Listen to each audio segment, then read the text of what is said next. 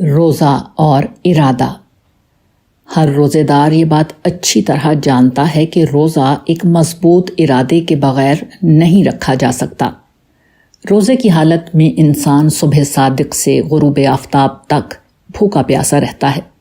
یہ کیفیت اپنے اندر بیک وقت 3 چیزیں رکھتی ہے۔ پہلی یہ کہ انسان اپنی پسند اور خواہش کی چیزوں سے رک جاتا ہے۔ بھوک میں پیاز اور چٹنی بھی انسان کو لذیذ کھانوں سے بڑھ کر محسوس ہوتی ہیں، مگر روزے دار خود پر قابو رکھتا ہے اور ہر طرح کا کھانا اور مشروبات دسترس میں ہونے کے باوجود ان سے خود کو روکتا ہے۔ یہ مضبوط ارادے کے بغیر ممکن نہیں۔ دوسری چیز ضرورت ہے۔ کھانا پینا انسان کی بنیادی ضرورت ہے جس کے بغیر وہ نقاہت محسوس کرتا اور معمولات کی انجام دہی میں اسے مشکل پیش آنے لگتی ہے، مگر روزے دار اپنی قوت ارادی کو استعمال کر کے نقاہت جھیل کر بھی خود کو کھانے پینے سے دور رکھتا ہے۔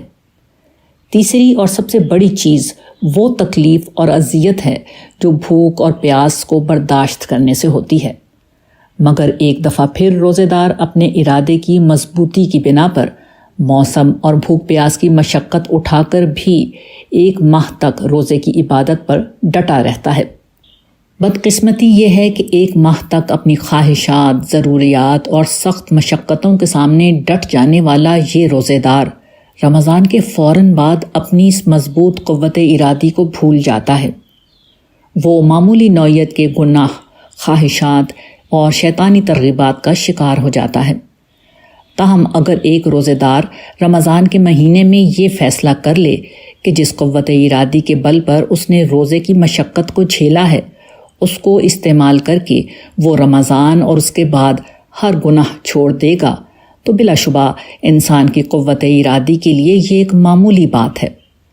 اگر رمضان میں یہ بات کسی کو حاصل ہو گئی تو بلا شبہ رمضان میں اس نے جنت کی کامیابی یقینی طور پر حاصل کر لی۔